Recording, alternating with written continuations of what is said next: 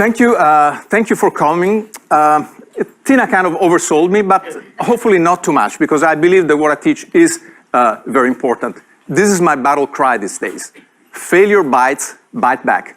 I'm a serial entrepreneur, and I kind of got my butt kicked a few times, and the last time I decided I don't want this to ever happen again to me or anyone else. So my mission is to help entrepreneurs, most of you here, to teach you how to fight failure and win consistently. But first, let me tell you, I'm going to structure it very simply, 7 strategies in 35 minutes. I don't have a lot of time, but fortunately there is a book that you can buy out there that you can spend 6 hours in my company. And I was told, give the advice you would give to your 20-year-old self. So a lot of 20-year-old here, but regardless, this advice is timeless. So that whether you're 20, 30, 40, 50, 60, this entrepreneurial advice is applicable. Now, my entrepreneurial journey, as you can tell from my accent, I was not born here. I was born in Italy. And like pizza, I decided to come from Italy to America for bigger and better things. And of course, what do you do? So I landed in Silicon Valley. I decided I want to join a startup, and I joined in 1985 a little startup called Sun Microsystems, pre-IPO. And some of you are too young, you don't even know about this company, but it used to be kind of like the Google of those days. And I had a very good run there for about 13 years. I was in engineering at first, and then I ended up running a research group, and the stock went great. And so I thought, wow, this is so cool. Startups are great. This is awesome. I want to do my own startup. So I left Sun and I started my first company. We raised $3 million in VC funding. And 18 months later, we received an offer for acquisition for $100 million. Do you think we accepted that offer? How many think we accepted? No, but are you fool? Yeah, of course you accepted it. You accepted it. This was 2001. That's like $1 billion today. Don't be an idiot. Take it, right? Take it. So it worked out very well. And I thought, wow, this is easy. So I thought, well, I called my friends in Italy. Hey, Mario, come to America. It's good. This is. And so I spent a year at the acquiring company. And then I joined another little startup pre-IPO called Google as the first engineering director. And, among other things, I led the ads team, and we all know how well Google did. So I thought, this is really easy, and I'm kind of good at picking startups. So if I raised $3 million and exited with a $100 million offer, if I raised $30 million, I'm going to exit at $1 billion. The math doesn't really work like that, but, in my mind, that sounded good. So my second startup, which I founded, we raised $25 million from the best VCs in the Valley. We developed this tool that people told us, if you can build these software development tools, everybody will flock to your doors. Please build it, and we will buy it. So we built the tool, spent 2 years to build a very sophisticated product. We won every possible awards for technology. It was an amazing tool. So I thought, wow, I'm really good at this. I may be the Italian Steve Jobs, Stefano Giobini. I thought that sounds good. It has a ring to it. Except that 5 years later, bang, we had a fire sale. All those people that told us, if you build it, we will buy, somehow disappeared, even though we built exactly what they said we were going to build. So this time my reaction was a little different, and I created this acronym that stands for why the failure, right? So I asked myself, why did we fail? And I decided, okay, I want to study failure. So I went back to Google as engineering director, but also as innovation agitator to try to shake new ideas out of Google, and you cannot innovate without failing. So I became, from an engineer, I became an innovation agitator, and I always wanted a PhD, and I didn't get it, but I got an FD. I'm a doctor of philosophy, the only one in the world. I don't know if anybody in the planet has studied failure more than I did, and I'm here to share with you some of these ideas. So I only have time to give you 7 strategies. I started with 10, and then I timed it, and I couldn't do it. So I decided, Alberto, you're going to talk fast, and you're only going to give them 7 strategies. First one, obey the law of market failure. The law comes in 2 parts. The first one is pretty depressing. Most new ideas will fail in the market. The second one gets even more depressing, even if competently executed. Now, if you've been around the block, you know that's true. Most new ideas, most new companies, most new products from existing companies will fail in the market, right? The data is, you cannot fight against it. But what about the second part? What does it mean that they fail even if competently executed?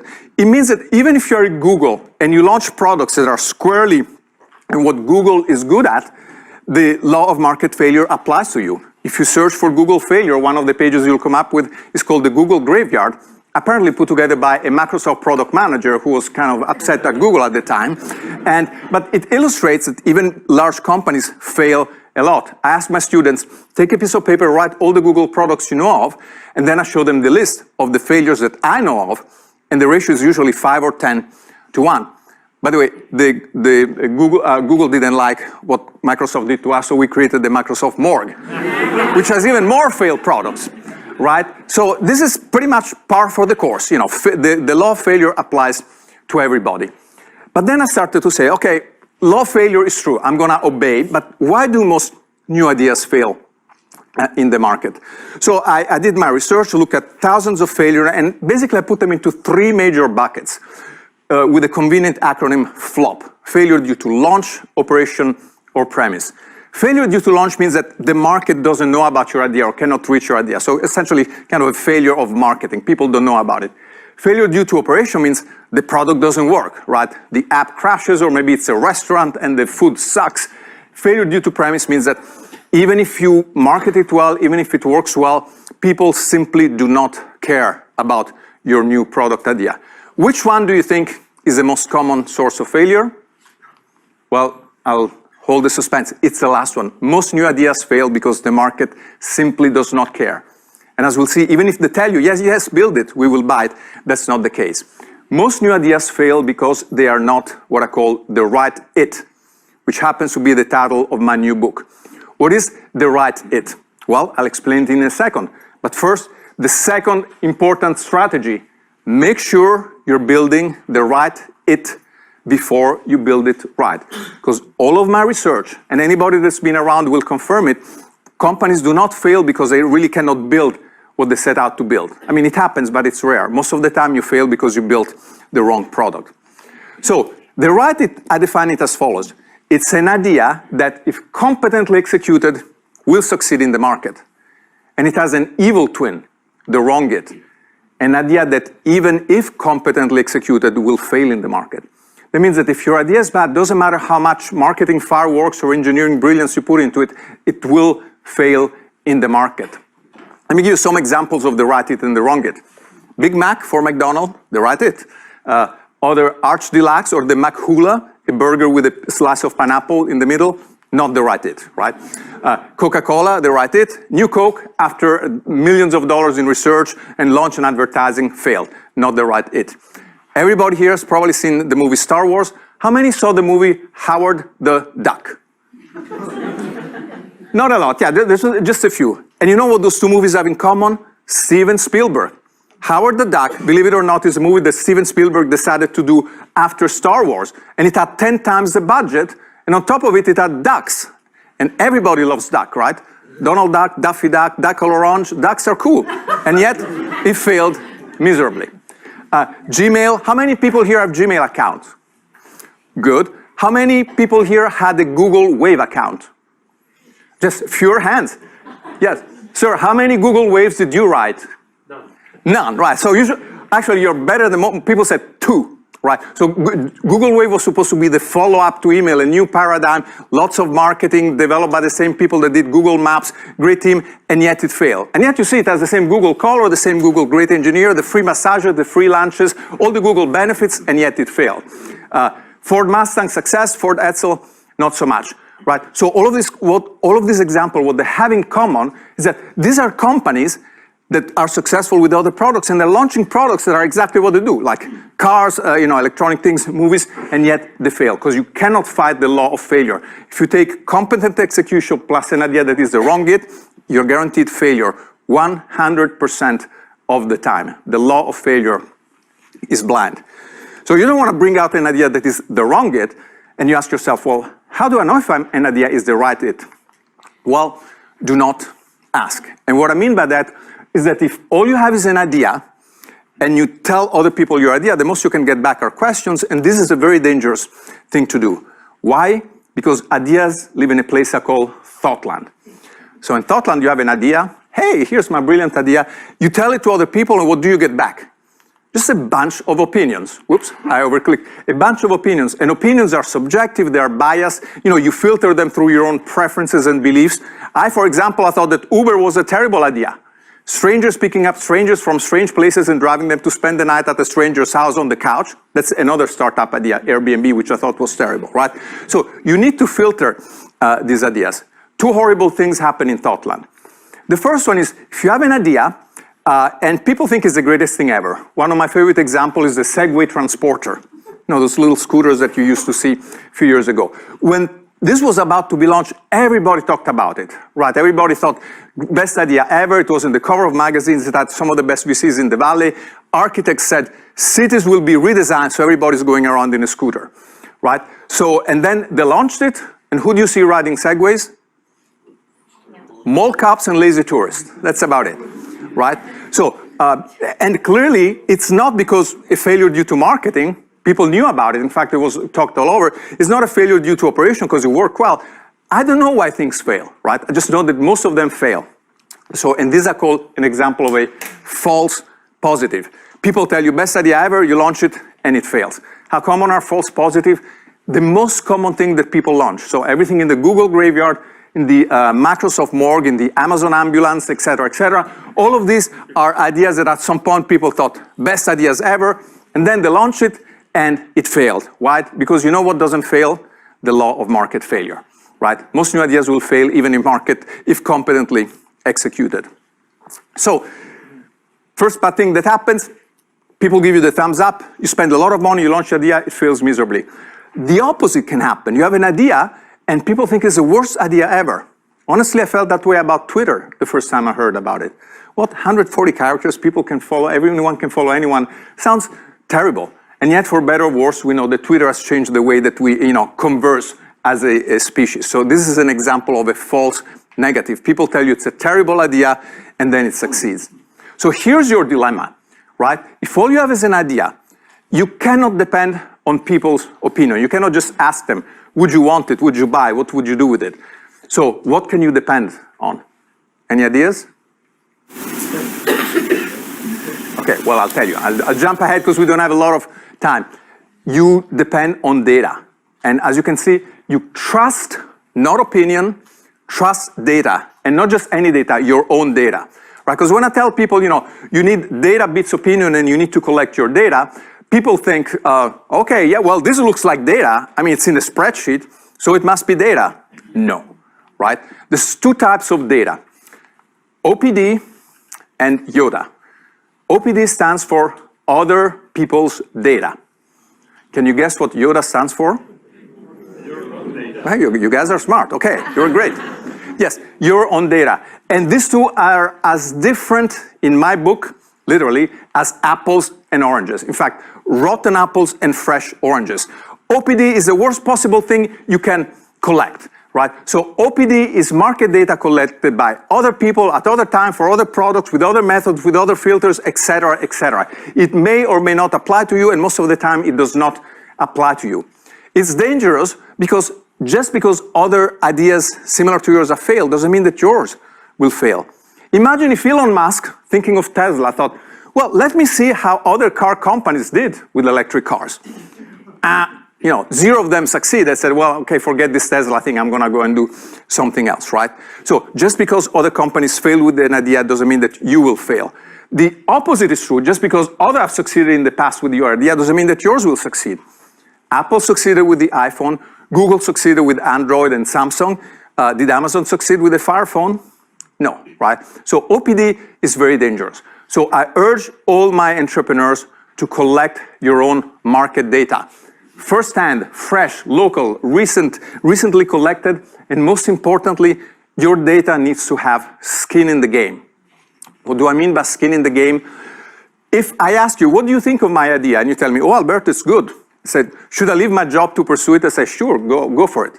Right? You have nothing at risk. Skin in the game means that as an entrepreneur, you're risking, right? You're risking your time, your reputation, your money to go and start a new venture. You're putting your own skin in the game. You want to get skin in the game back from the market, right? And skin in the game can be the market's time, money, commitment, information, reputation, something of value and at risk. Let me give you a very simple example. Susie came up with a great idea, a smart hammer, so you hit the nail instead of hitting your fingers. She goes and asks people, hey, I'm thinking of this hammer, would you buy it? And some people said, yes, good idea. Other people say, bad idea. Does this count as data? No, right? This is opinions. Now, in another scenario, she says, well, I'm planning to build this hammer, and if you give me $50 deposit, I will make sure that you get one of the first one. So some people say it's a lame idea, they're dead to me. Just like in Shark Tank, you're dead to me. But the other people say, instead of saying it's a good idea, if they actually open their wallet and give you some money, you have the first indication that the market really is interested in your idea, right? You fix an asymmetry. Before you put in your skin in the game by quitting your job or getting VC funding, get some from the market. So that's what we call Yoda. You can quote me on this. It's much easier to get people to open their mouth than to open their wallet. The hardest thing an entrepreneur can do is to get companies and people to open their wallet. I've been told so many times, Alberto, it's a fantastic idea, go build it. And then when I went to sell it to them, said, well, yeah, not tonight, we're having a bad quarter, forget about it, right? So it's very important. You need to change the way you approach market research from this traditional model of doing market surveys or asking people this question, if we build it, will you buy it? Which is how most market research is done, by the way, right? You ask these questionnaires, you flip it around completely, 180 degrees. Think about this. If you buy it, we will build it. Now, this seems very counterintuitive, but I will give you an example of exactly how to do it. Because now you're asking, well, don't I have to have a product built before I can see if people want to buy? And the answer is no. You don't build it, you prototype it. This is not a typo. This is a word I invented, prototype it, because it had to be invented. So strategy number 5 is prototype it. What is a prototype? Well, it's the simplest artifact or technique you can use to collect Yoda very quickly and very inexpensively. So there is a big range between having an idea and the final product. This could be years, months, millions of dollars. And the way I see it, prototype come very, very early. A prototype is something that you can build in minutes, hours, maybe a couple of days, and it should cost anywhere from $0 to maybe a couple of $100 if you really feel like splurging, right? A prototype is something that actually works, can do something, and can take a couple of days, couple of weeks, couple of months. I've worked on prototypes for software development tools that took a year and a half just to prove that the thing would actually work. And of course, the products take a long time. So prototypes are things that you can build very, very quickly, literally in a couple of hours. And let me give you an example of prototyping, something that actually got my thinking about this process. About 34 years ago, IBM wanted everybody to have personal computers. But 40 years ago, most people didn't know how to type, right? Those of us that were around there, you remember this is how people type. So they figured, no way that people can use computer if they have to learn how to type. Who types? Programmers, writers, and secretaries, right? Nobody else knows how to type. Nobody wants to take typing lessons. But they wanted to know, well, if we solve this problem of speech to text, right, so you can just speak to a computer, will people actually buy our product? So they did something very clever, an experiment. They brought people in the room, they gave them a microphone, a monitor, no keyboard, and told them, look, speak into this computer, we have a prototype of speech to text. And people spoke into it, and magically the computer did whatever people told them to do. Of course, this was not possible. Those days, even the fastest computer couldn't handle this. So what was happening? Well, in a room next door, one of those amazing people that can type as fast as you can talk was actually transcribing everything that was being heard through the computer. And I tell you, as an engineer, this example kind of really messed up with my mind. Because if you go in, how many engineers here? I mean, they use soldering iron, etc. So if you come to an engineer and said, Alberto, we need to build a prototype, I said, great, fire up the compiler or the soldering iron, right? I thought, this is not a prototype. They're just pretending that they have something to work. So in fact, I created this first word, pretendotype. Because I knew this is not a prototype. It's not like IBM was planning to breed a race of small typists that they fit inside boxes, and you feed them cheese and crackers through the floppy drive, right?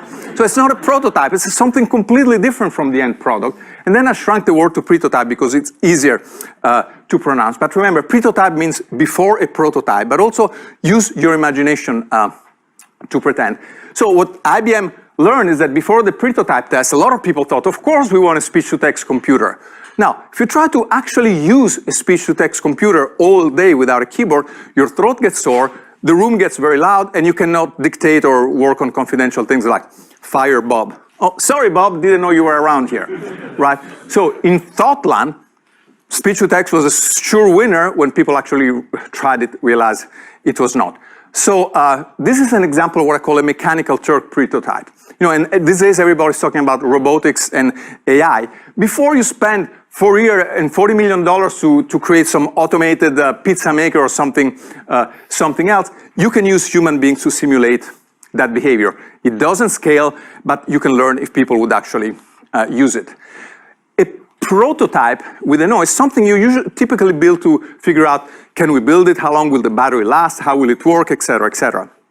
It basically asks the question, how do we build it right?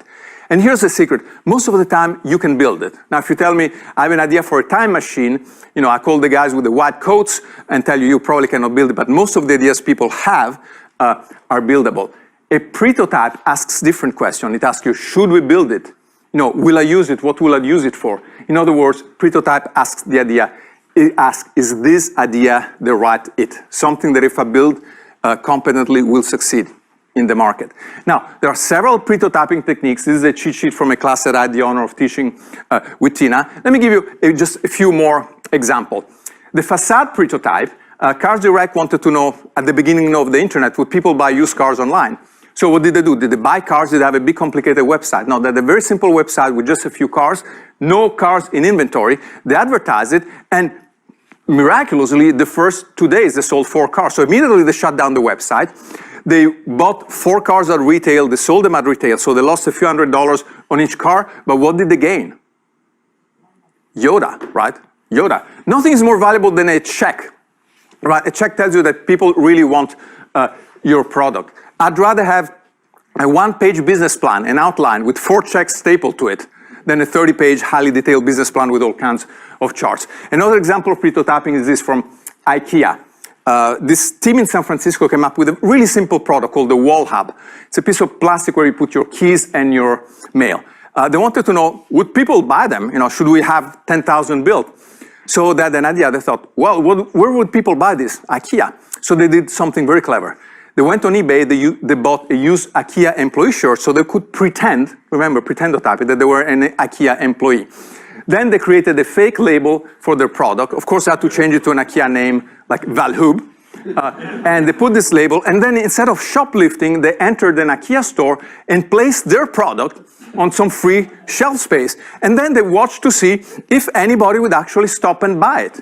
And lo and behold, you can watch the video, I put the link there. People actually took it, put it in their cart, and everything worked fine until they got to the cashier, because things got a little confusing.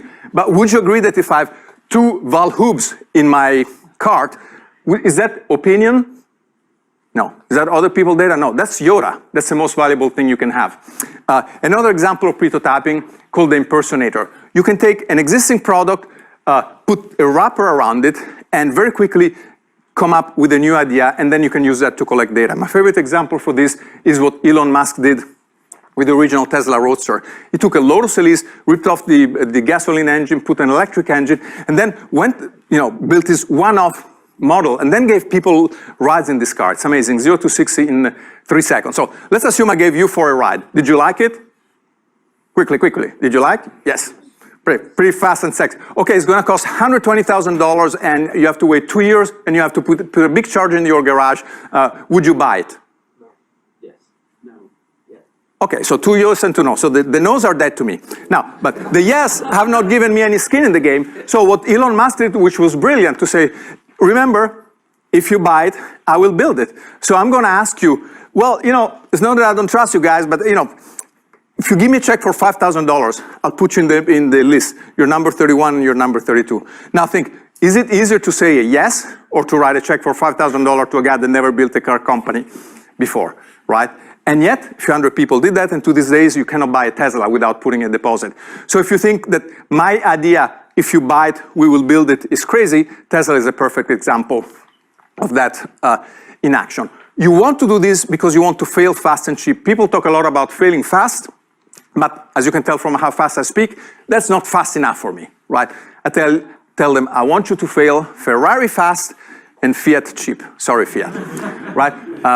So, because remember, most new ideas will fail in the market, which means that you have to test a lot of ideas. And if you take 6 months to test an idea, good luck, right? Unless your luck is going to take forever. So prototyping allows you to test very quickly. More importantly, you're not going to experience painful failure, right? Because you spend $20 to do a prototype test. It's an experiment, right? It doesn't hurt. Definitely doesn't hurt after as much as spending 3 years and $25 million to build a product that people do not want. So strategy number 6, say it with numbers. Entrepreneurs, and probably most of you, when you have an idea, you come to me and you express it very vaguely. So here's an idea from some of your fellow students, maybe 5-6 years ago. Second day sushi. Here's the idea, right? Packaged sushi is kind of expensive, so they thought, you know what? If we buy sushi that's about to expire, right, it's only good for an extra 8 hours before it kills you, we can buy for 25 cents on the dollars and sell it at 50 cents on the dollars, and since students are young and have a strong stomach, we can handle it. So I said, okay, I'm not going to give you my opinion on your idea, but I'm asking them, so this is how they articulated, right?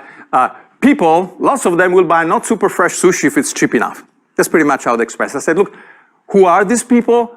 How many is lots, and what is cheap enough? So I was in a room actually outside there, just outside this auditorium, and somebody had left formulas, calculus class or electrical engineering class on the wall, and I thought, okay, tell you what, write it like this: X% of Y will Z. I call this the XYZ hypothesis, right? So it forces you to write your idea in numbers. So in this case, they translate it into number. 20% of packaged sushi buyers will buy second day sushi if it's half the price of fresher sushi. How do you know if those numbers are right? You don't. It's a hypothesis, right? But at least it articulates and puts into number what your ideas are. And what is the job of an hypothesis? A hypothesis exists to be tested, and prototyping are a tool to test hypothesis. Last point, think global, test local. Maybe the second day sushi team is planning to take over the market, right? Every supermarket is going to have second day sushi, but you need to start to test your ideas very quickly. You want to minimize these metrics that I explain in my book called time to data, dollars to data, distance to data. If people say, I have this great idea and I need 6 months, $2 million, and I need to fly to Hawaii to do my research, I said, well, no, you're going to do it here, you're going to do it for $20, and I want the results by tomorrow, right? And a technique for doing that is called hypozooming. So you take this big hypothesis, 20% of packaged sushi buyers, and you zoom in. You know those documentaries where you see, or those videos where you see the Earth from space, and then it zooms into to a town, and then to a particular place, and then to a building? I want you to do that in your mind, right? So you take the big XYZ hypothesis and hypozoom to something you can test here and now. And when I say here and now, I mean it literally, here and now, right? So where are we now? North America, right? We're in North America. Silicon Valley. We're in Silicon Valley. Stanford University. We're in Stanford University, building Y2, E2. And then I ask you, is there a place in this building or nearby that sells sushi? Yes, there is, upstairs, right? Coupa Cafe. So I said, great. So you're going to hypozoom. You have your market, a small sample of your market is there. So you can go from the big XYZ hypothesis to the small XYZ hypothesis. 20% of students buying sushi at Coupa Cafe to their dinner will buy second day sushi, right? And do you believe that this is actually testable? Can I do this test? Absolutely. In fact, we did it. We even did a little video, right, with some of my friends there. Where are you guys? Yes, we did it here. We filmed it. We created little labels that said second day sushi, half off, and we slapped them on fresh sushi, right? It's an impersonator prototype. And then we tried to sell them. In fact, if you're there, that's outside the SCVP offices. Now, How many people do you think bought our second day sushi? 0, right? Right? Because the typical thing is, well, I don't want to get sick. So doesn't mean that second day sushi has no chance. It just means that you need to do some more tests. But frankly, your Yoda doesn't look very good. Right, so these are just 7 strategies. There's a lot more, but I cannot possibly talk any faster and our time is limited. So there is more, yes, a lot more. There is a book. I see some of you already bought it. Thank you so much. If you haven't bought it, go to Amazon and buy it. No, I'm not done. I'm not done, yes. Yes, it's a great book, thank you. But there is more. But because the question you have to ask is, hey, Alberto, do you practice what you teach? Say, you better do. Not because I don't want to be a hypocrite, because what I teach works. All the techniques are, I'm an engineer. I'm not in marketing, I'm not in sales. I'm an engineer. If it doesn't work, I wouldn't talk about it, right? So prototyping techniques cannot not work, any more than the quadratic formula cannot work, right? You plug in the numbers, unless you screw up, it does work. So I thought, most books fail in the market. They don't even find a publisher. So before doing that, I spent a few days, less than a week, writing a prototype book called Prototype It.